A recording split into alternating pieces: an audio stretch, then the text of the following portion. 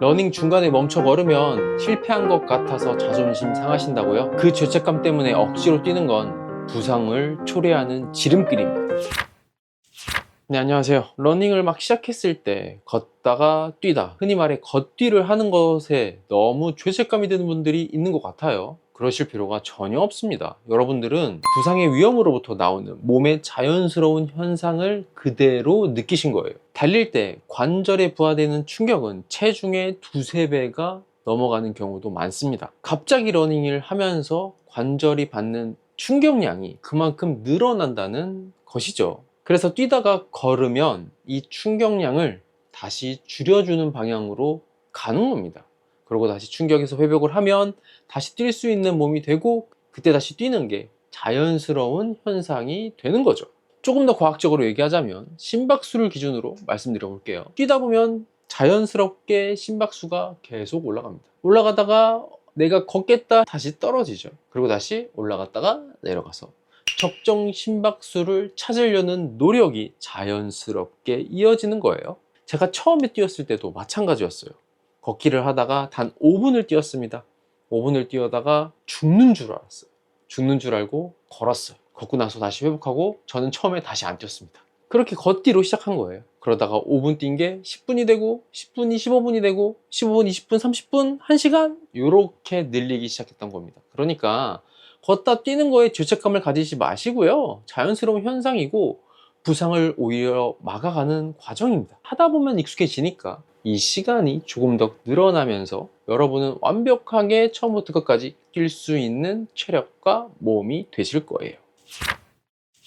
그러면 어떻게 해서 부상에 걸리는지 간단하게 말씀드려 볼게요. 일단 장거리 달리기는 피로가 누적되면서 모든 부상이 일어납니다. 그 말은 부상으로 가기 전에 누적되면서 느끼는 통증 같은 신호가 반드시 포함된다는 거죠. 근데 이 통증을 느꼈을 때 해결하지 않고 계속 뛴다면 어느 순간 버틸 수 있는 한계를 넘어가게 되고, 그러면 어떻게 됩니까?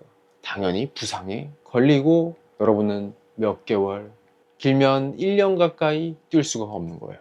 내가 조금밖에 뛰었는데 왜 그렇게 큰 부상이 걸립니다. 그거는 몸에 따라서 케이스 바이 케이스로 모두 다르기 때문에 확답을 드릴 수가 없어요. 실제로 그런 분들 많이 보고 쉽게 러닝을 할 수 있기 때문에 들어왔다가 부상을 걸려서 수개월 쉬는 분들 정말 많이 볼 수 있어요.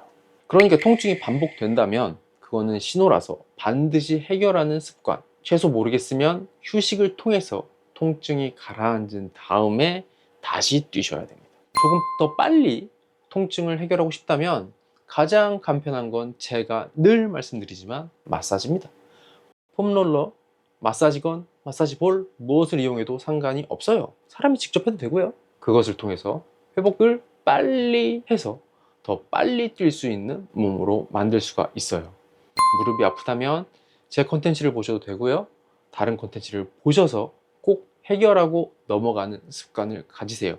이게 지금은 느린 것 같지만 이런 습관이 장기적으로 봤을 때는 훨씬 더 빠르게 발전하는 지름길이 됩니다. 제가 확신합니다. 오래 뛰면 안 아파본 데가 없어요. 저도 다 아파봤어요. 그래서 부상에 대해서 더 잘하는 거예요. 그렇다면 초보자들은 어떻게 뛰어야 될까요? 완전 처음이라면 2분 정도 뛰고 1분 정도 걷고 2분 정도 뛰고 1분 정도 걷고, 이것을 총 10회 반복하면 30분이 되죠. 이렇게 프로그램을 가져가 보세요.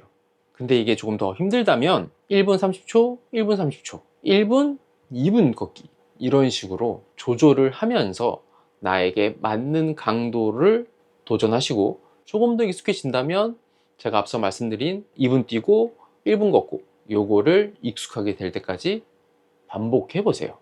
이게 익숙해진다면 그 다음 스텝으로는 4분을 뛰고 1분을 걷는 겁니다. 이렇게 하다 보면 어느새 5km 정도를 걷고 뛸 수 있는 몸이 될 겁니다. 이때서부터는 10km 정도를 뛸 수 있는 목표로 가셔야죠. 이때부터 운동 강도가 조금 더 높아집니다. 9분을 뛸 거고요. 1분을 걸을 겁니다. 이렇게 해서 5번에서 6번 정도의 반복을 하신다면 10km에 가깝게 뛸 수 있는 몸의 체력이 만들어지실 거예요. 시간을 어떻게 측정하냐고요? 시계가 있다면 시계에 세팅을 하시면 되고요. 이 시계가 없다면 걱정하지 마세요. 스마트폰이 있잖아요.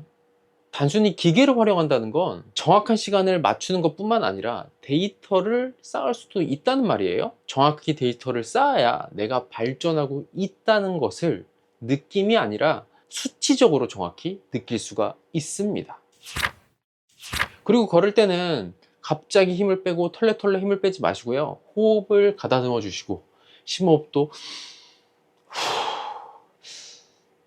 하면서 회복에 조금 더 신경을 써주세요. 회복에 신경을 써야 내가 달릴 때 더 잘 달리고 안전하게 달릴 수가 있습니다. 그렇게 하다가 내가 9분 정도 달리는 게 익숙해진다면 9분으로 유지하시면 안 되죠. 트레이닝의 기본, 제가 앞서서 계속 말씀드리지만 점진적 과부하가 기본입니다. 9분을 뛰었기 때문에 10분, 11분, 12분, 13분 계속 늘리셔야 발전할 수 있는 거죠. 여러분들은 단거리가 아니고 장거리의 러닝의 길로 들어왔습니다. 장거리는 지구력 운동이죠. 지구력을 발전시키기 위해서는 오래 하는 것이 정답입니다. 오래 하다 보면 자연스럽게 대부분 됩니다.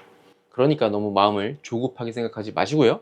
운동을 많이 안 했던 분들이라면 지금부터 기초를 쌓아가는 과정이 길 수가 있어요. 운동을 해온 분들이라면 기초가 어느 정도 쌓여있기 때문에 더 빠르게 발전할 수가 있는 거죠.